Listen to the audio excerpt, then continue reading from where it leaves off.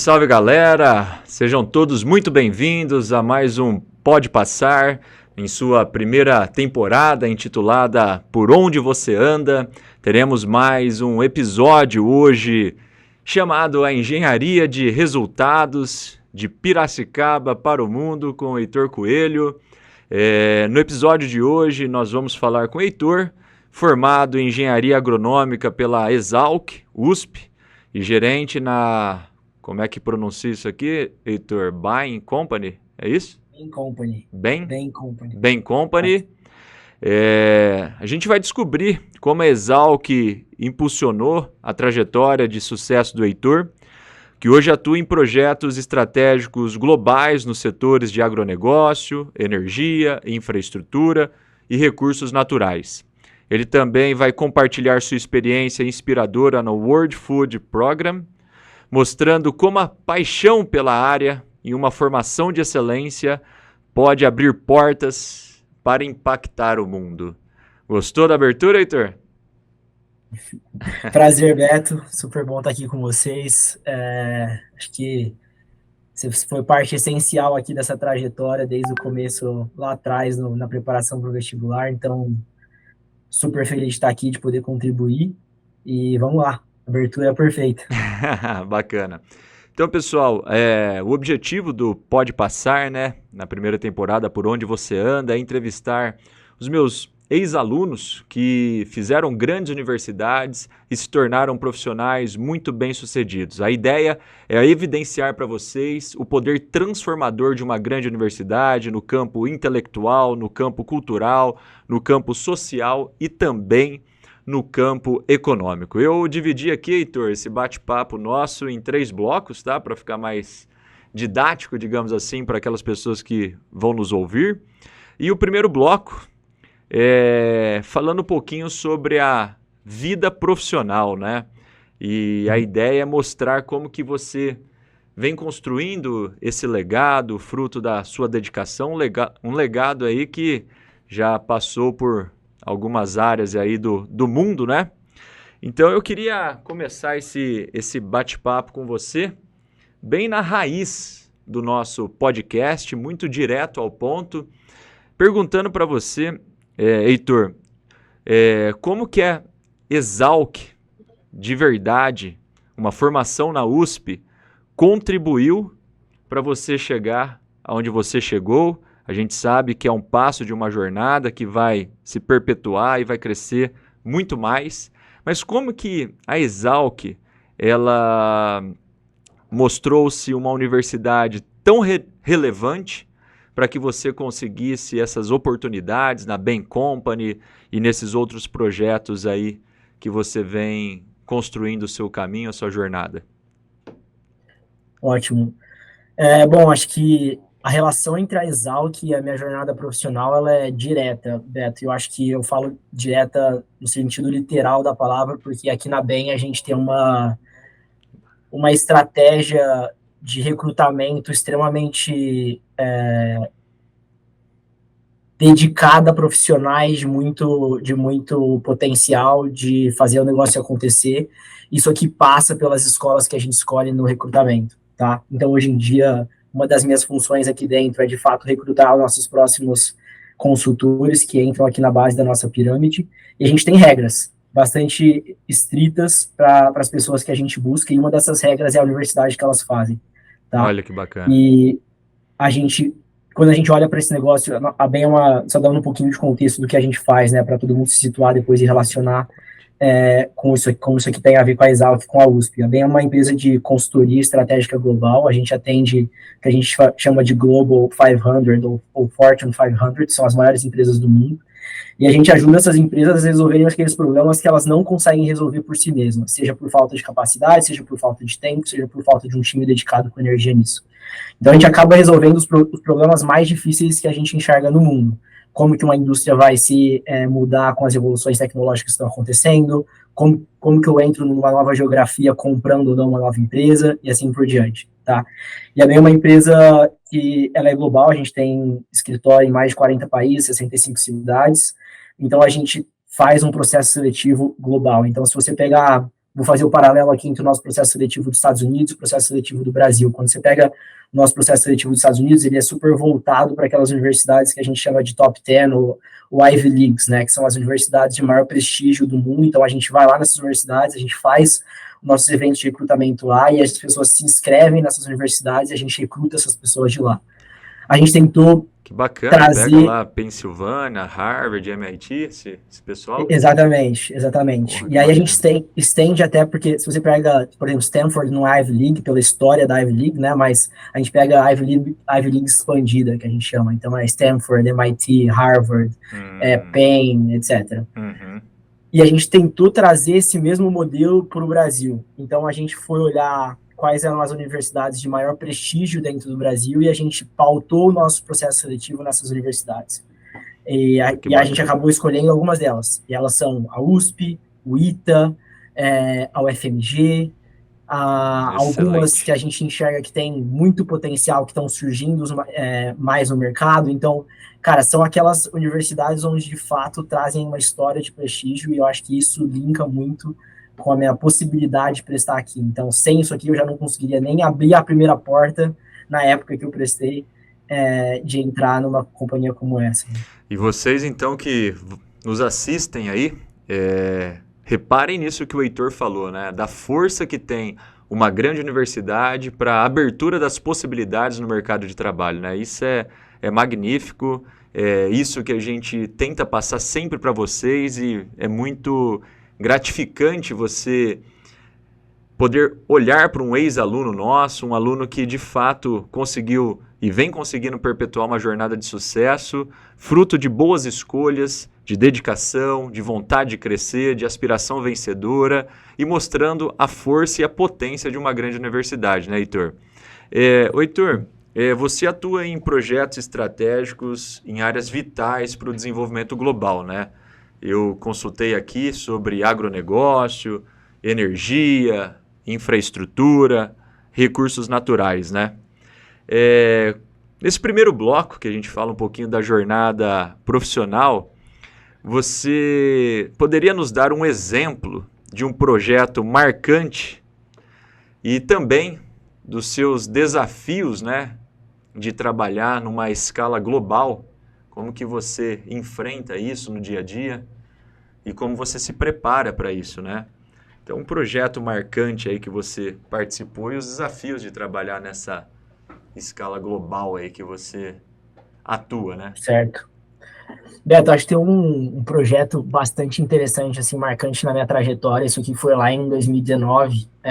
A gente estava fazendo, eu trabalho bastante no setor de infra, de transporte, e a gente estava fazendo a integração de um dos maiores negócios mundiais no setor que a gente chama de aircraft manufacturing, né, que são as empresas que fabricam aviões, os fabricantes de aviões. Então, a gente tinha uma fabricante gigantesca dos Estados Unidos comprando uma fabricante gigantesca brasileira, e a gente estava fazendo a integração, o deal aqui dentro da BEM. Então, a gente tinha 3 grandes escritórios que a gente chamava de War Room, né, onde a gente entrava, pensa um negócio de 4 bilhões de dólares, um negócio gigantesco, a quantidade de pessoas envolvidas.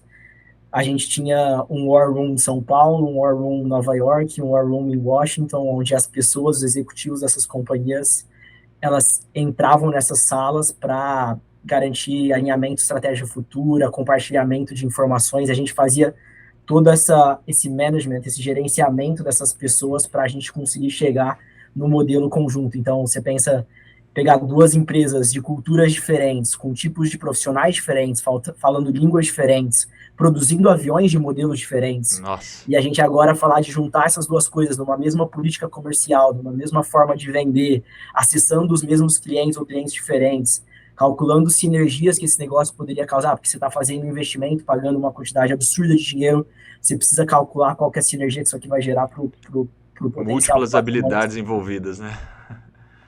Então, acho que assim, cara, foi um mega projeto gigantesco, a gente tinha muita gente no nosso time envolvida, e eu acho que foi um desafio super legal para mim, muito cedo aqui. Eu tinha, cara, tinha 22, 23 anos de idade, estava conversando com o CEO de uma das maiores empresas do mundo constantemente, saindo para almoçar tentando resolver esses problemas simplesmente por estar aqui. Então, acho que é um mega case, assim, para mim, deu uma Nossa, puta experiência. maravilhoso. Né?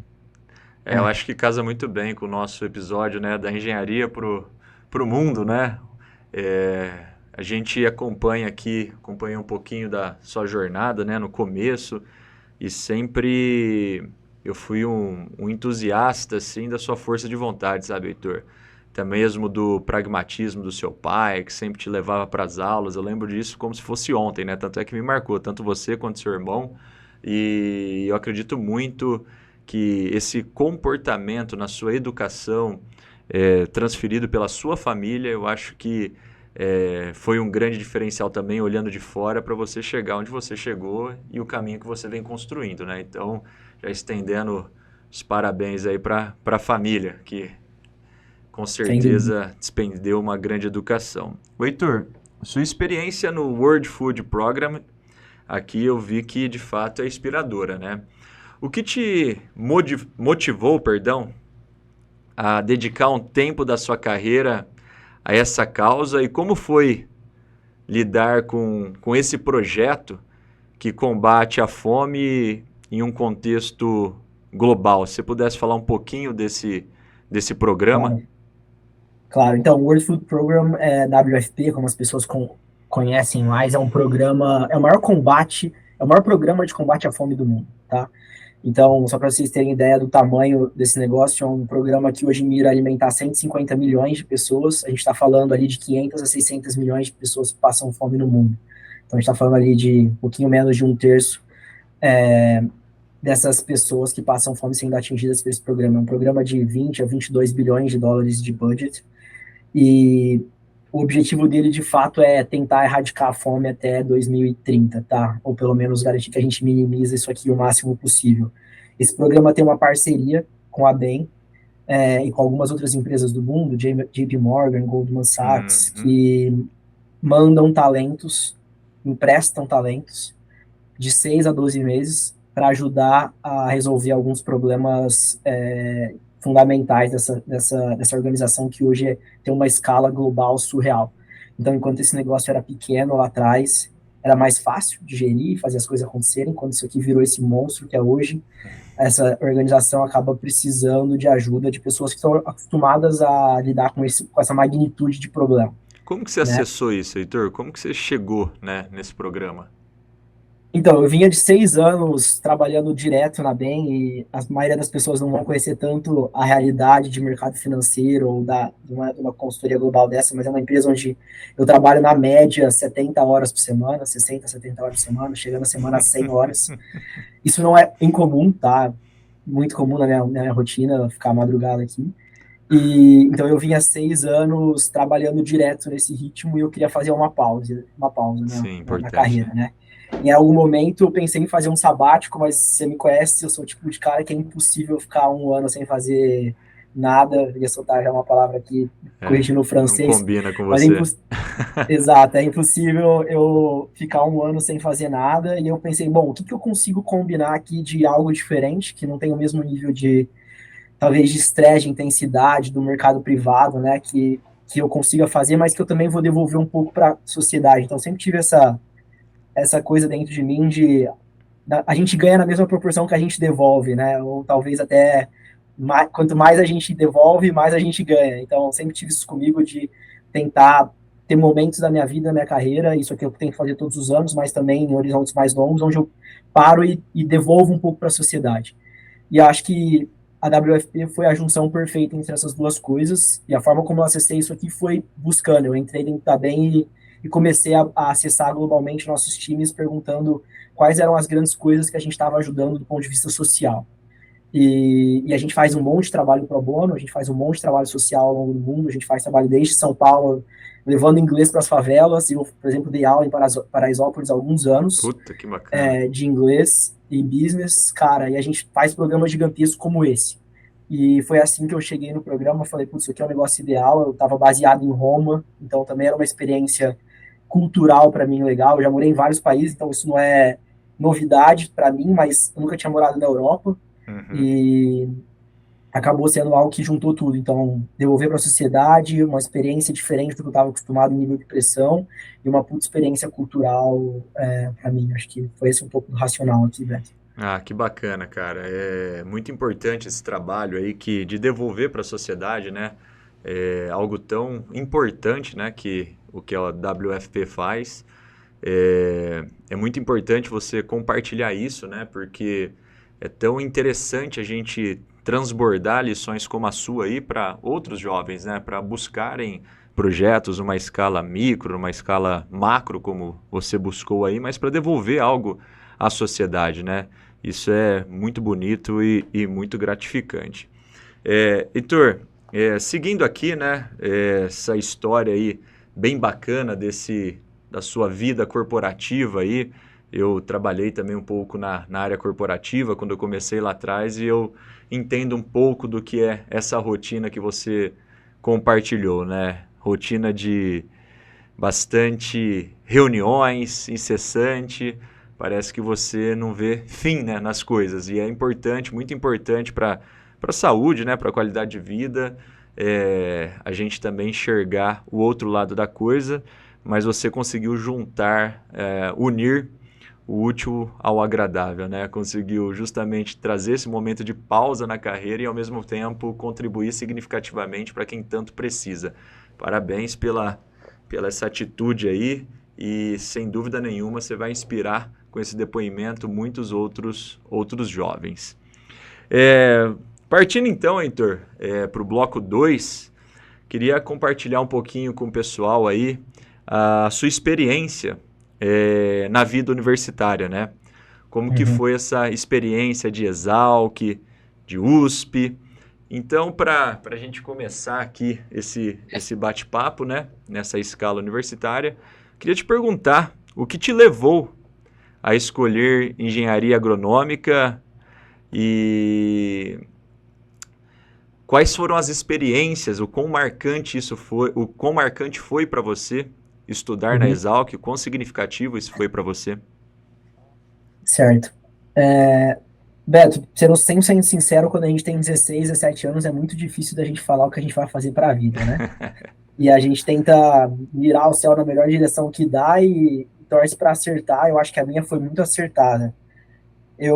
A forma da minha decisão foi muito até por quais são as coisas que eu não quero fazer, né? Então, Boa. cara, eu não queria fazer nada relacionado à medicina, não era algo que eu tinha vontade, nunca gostei, não fazia sentido para mim. Era uma bala em exatas, né, o meninão? Sempre gostei de matemática, sempre gostei de número, fazia muito sentido para mim o lado de negócio das coisas. Tinha vivido um pouco essa experiência de mundo agronegócio na minha infância e um pouco até relacionado com coisas de família. E aí, acho que quando você olha para o leque de engenharia, você olha infinitas possibilidades na engenharia, né? Você tem engenharia mecânica, elétrica, de produção, etc. E eu olhei para esse leque de infinidades, eu naquela época, na minha ingenuidade de 16, 17 anos, não tinha ideia da diferença entre elas na prática. A engenharia agronômica era algo que fazia mais sentido, era algo que eu olhava mais e tinha alguma relação, até pelo meu histórico, né, infância, e foi assim que eu mirei e acabei acertando. E a experiência na Exalc é a experiência de fazer uma escola, quando você fala de Universidade de São Paulo, né, USP, a principal, talvez a melhor escola do Brasil quando você olha no todo, né, talvez pegar a engenharia no ITA seja algumas coisas melhores lá, enfim, mas no todo é uma faculdade muito bem colocada e quando você senta na mesa em processo seletivo, ou quando você senta na mesa em roda de amigo, quando você senta na mesa em roda de discussão, você vê que o seu nível de preparo ele é até superior do que a média, né? Então, a minha experiência na Exalc ela foi muito pautada nisso, e eu tentei drivear aqui minha experiência na Exalc com pouca coisa acadêmica e muita coisa prática, né? Então, comecei a fazer estágio desde o meu primeiro ano. Eu queria fugir daquele negócio que era simplesmente teoria e livro e focar no mais rápido possível no mercado de trabalho, até porque isso era uma das minhas... Era o que me trazia inspiração. Eu sempre fui um cara que gostei de botar a mão na massa, né? E apesar de ser muito importante a gente focar nos livros, nesse momento eu queria começar a colocar algumas coisas em práticas, então foi assim que eu pautei minha experiência na Exalc. E o estágio começou em que ano, basicamente? Começou literalmente no meu primeiro ano de faculdade. Então, eu entrei na faculdade em 2014. É No final atípico do ano isso, de né? 2000, É bem no final atípico, de né? 2014, eu comecei meu estágio, tá? Obviamente, eu comecei um estágio dentro da própria faculdade. Então, de novo, você tá dentro de uma USP te possibilita fazer essas coisas, né? Que dentro da própria Exalc, a gente tinha 10 grupos de extensão super renomados. Eu olhei as coisas que eu gostava de fazer, eu gostava de economia, gostava de negócio, gostava de entender viabilidade de negócio. Tinha um grupo de extensão focado para projetos de viabilidade econômica do agro. Ah, Apliquei para bacana. esse grupo e logo no primeiro ano entrei. Então, talvez se eu não tivesse vindo para essa vertente de negócio desde essa época, eu nunca estaria aqui. Então, Então isso usei ali meus. contribuiu significativamente para onde você chegou, né? Sem dúvida, porque a gente tinha. Quando você está num estágio como esse, né, super novo na carreira, você não tem experiência para falar o que o negócio deveria fazer, mas você está estudando os conceitos, você está tentando aplicar para algum caso prático, você está tentando colocar algo de pé e você vai amadurecendo com o tempo. Quando você. Steve Jobs falava, né? Quando você olha para trás e tenta. Os dots são muito mais conectados quando você olha de hoje para trás do que naquele momento. Então, naquele momento, eu estava lá tentando entender os conceitos, nada fazia muito sentido, mas quando eu olho hoje para trás, aquilo lá foi criando uma base de entendimento de negócio que foi fundamental quando eu fui prestar um processo seletivo que me exigia isso, né? Uhum. Então, putz, eu acho que foi de grande ajuda para minha carreira. Aí, depois de 2 anos nesse primeiro estágio, eu fui fazer, de fato, estágio no mercado, vim para São Paulo, e dali foi só seguir aqui na curva normal da minha carreira. Mais uma vez a importância, né, Heitor, de uma grande universidade. Você falou aí de 10 projetos diferentes de extensão, né? Eu Uhum. acredito que é óbvio que eu sempre falo isso, né? Falo em toda conversa que eu venho aqui, a ideia dos dois P's, né? Porque possibilidades todos têm, né? Às vezes o cara faz uma universidade X, Y, Z e ele tem possibilidade de fato, mas a probabilidade de ascensão social, cultural, intelectual e econômica numa universidade de menor proporção, de menor penetração, de menor escala, é muito diferente de uma universidade como a USP, né? 10 projetos de extensão, participou de viabilidade de negócios, através disso ganhou experiência, ganhou maturidade, conseguiu entrar em processos seletivos diversos e chegar aonde chegou, né? Vamos fazer um deparo aqui, Heitor. Eu sei do seu potencial, sei o quão aguerrido você é, sempre despertou isso, tanto é que depois de tantos anos aí que a gente não se fala, né, em virtude dessa vida corrida, eu não esqueci de você e lembrei de convidá-lo para esse momento tão significativo para mim e também para os nossos alunos, para os nossos ouvintes aqui, né? Uhum. Fazendo um deparo aqui com todo respeito às instituições e às pessoas,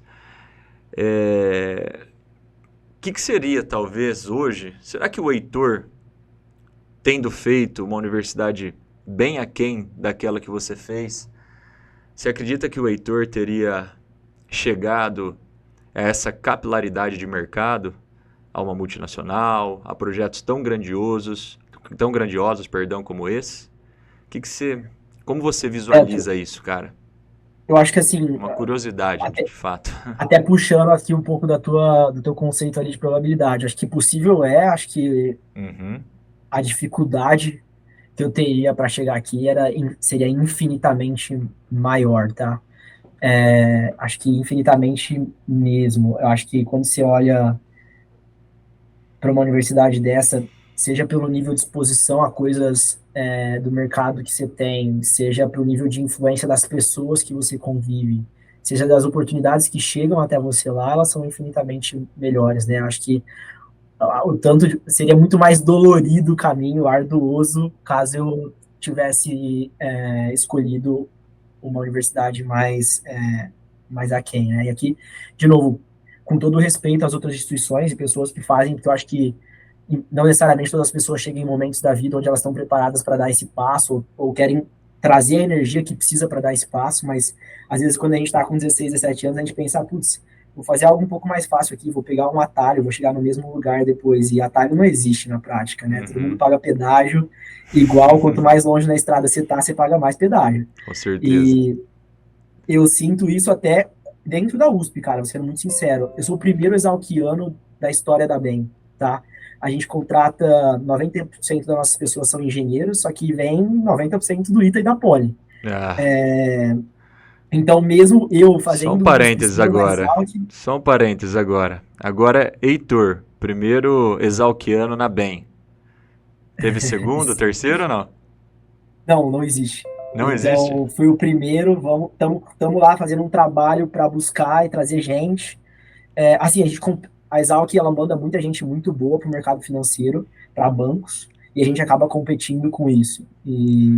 Porque eu sei que Exalc reza a lenda que tem um certo protecionismo, né? Se você está numa certa corporação, num certo cargo de liderança e de repente chega um candidato lá com habilidades necessárias, essenciais para aquela vaga, se for um exalquiano, eu sei Cara, que a gente tem tem uma vantagens, cultura de hein? ajuda absurda, né? De fato. Parece uma E maçonaria assim, ali, né? é, e as portas abrem muito, assim, muitas das coisas que surgem inclusive, dentro das nossas próprias redes, em grupos de WhatsApp ou grupos de amigos, que a gente sempre manda oportunidade primeiro lá, né?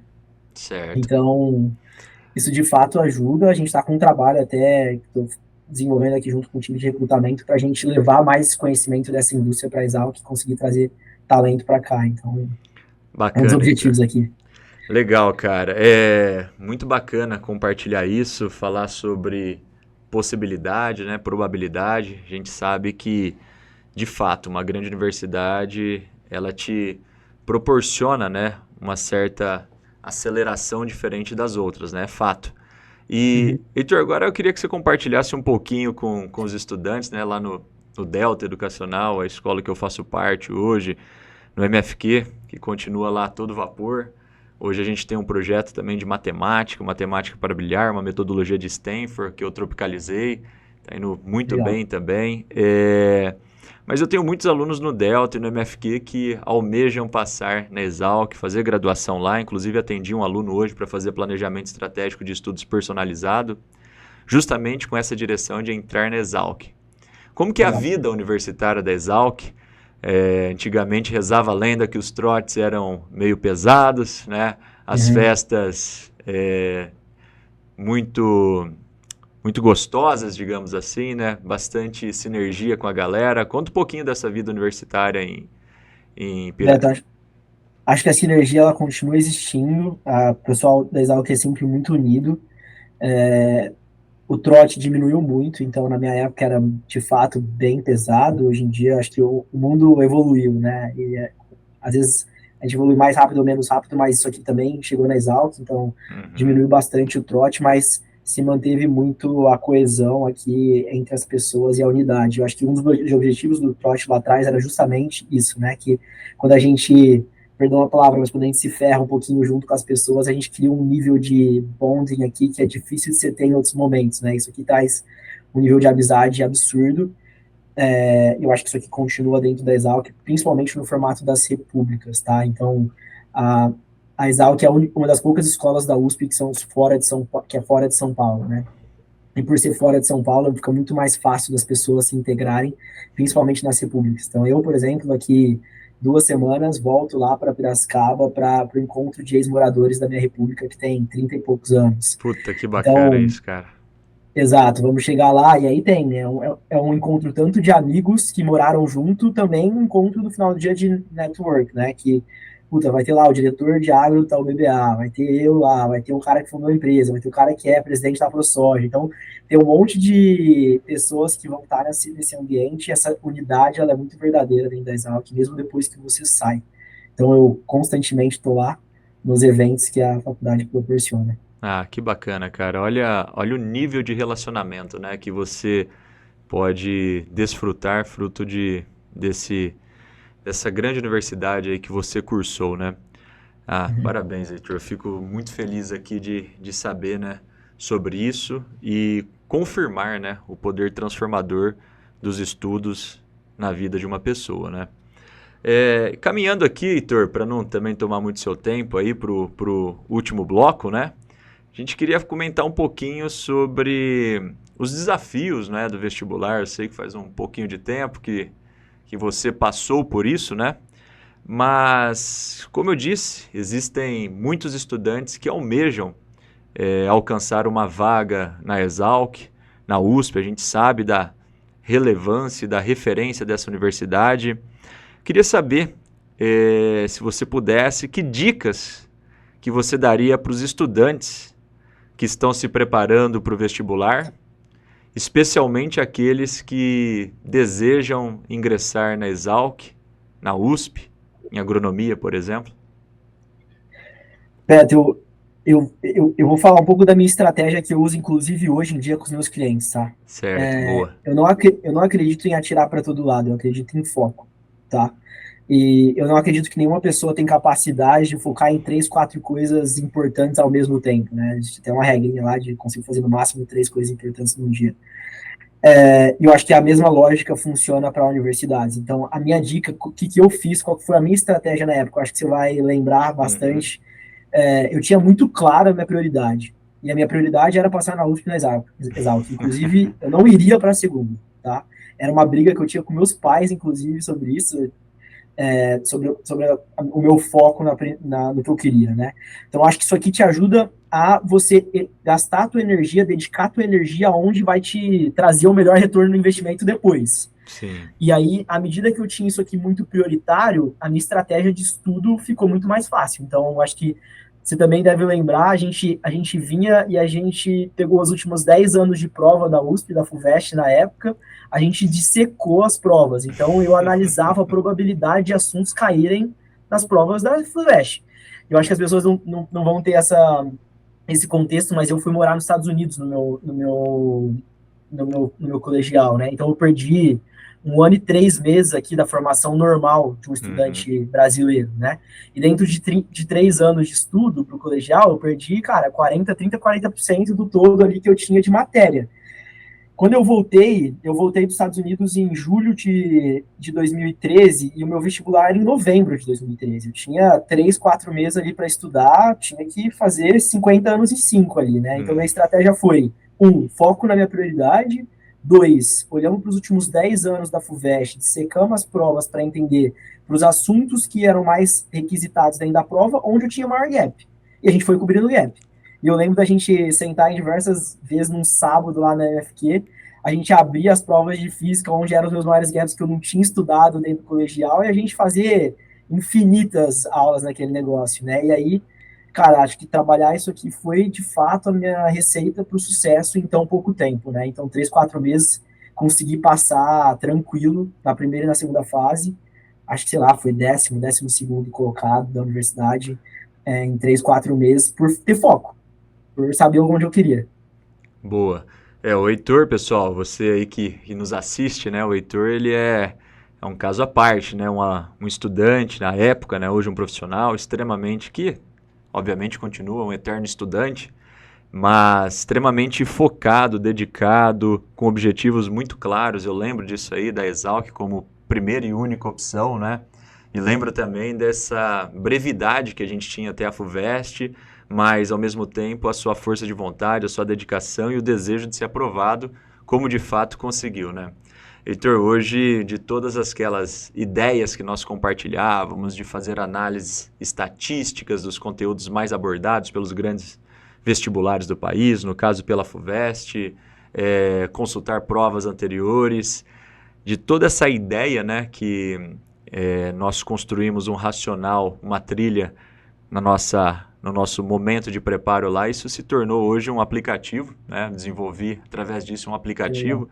Então, hoje os estudantes, na palma da mão deles, eles conseguem chegar lá, acessar física, por exemplo, FUVEST 2024, 23, 22, 21 e automaticamente aparecem os assuntos mais cobrados pela FUVEST em física no último filtro para eles.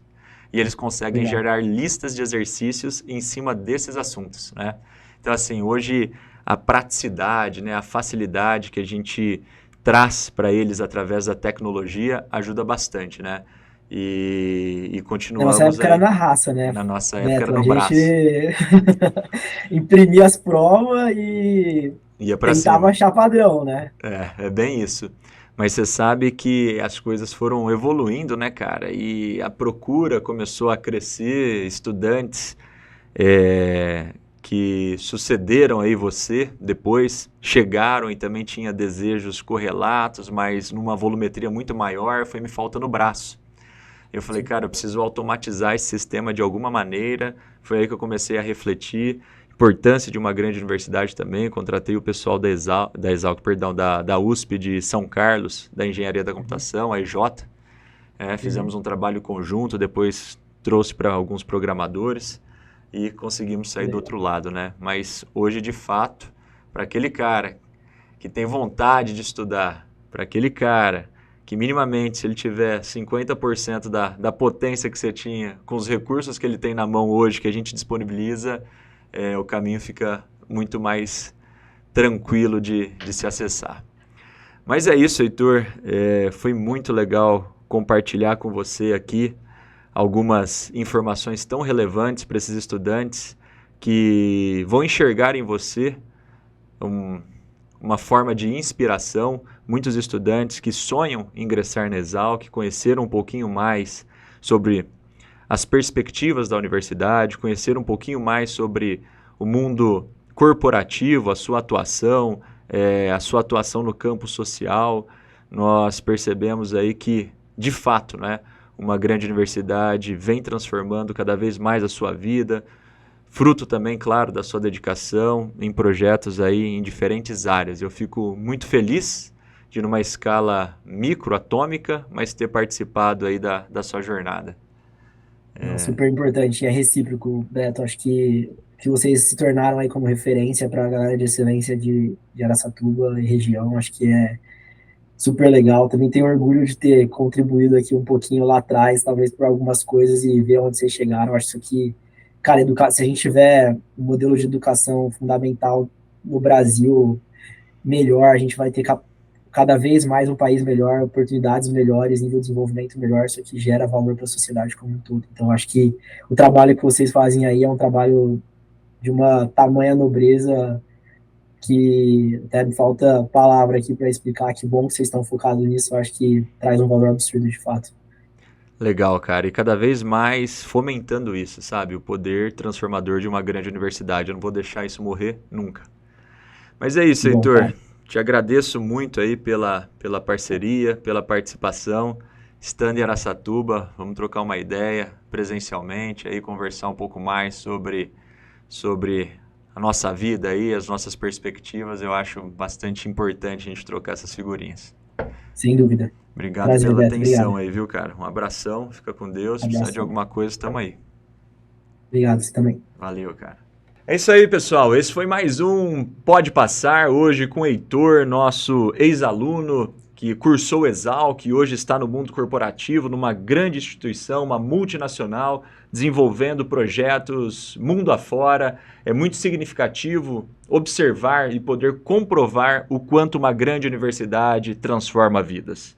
Para você se tornar ainda mais ou melhor informado, não é? Siga aí as nossas redes sociais, o nosso canal no YouTube, Professor Beto Zequeto, com o podcast Pode Passar. Sem sombra de dúvidas, ali você vai colher informações imprescindíveis e momentos, histórias inspiradoras que vão te ajudar no seu propósito de ingressar nas maiores e melhores universidades do país e do mundo. Conte com a gente, seguiremos firmes no nosso propósito de transformar vidas e concretizar sonhos através da educação.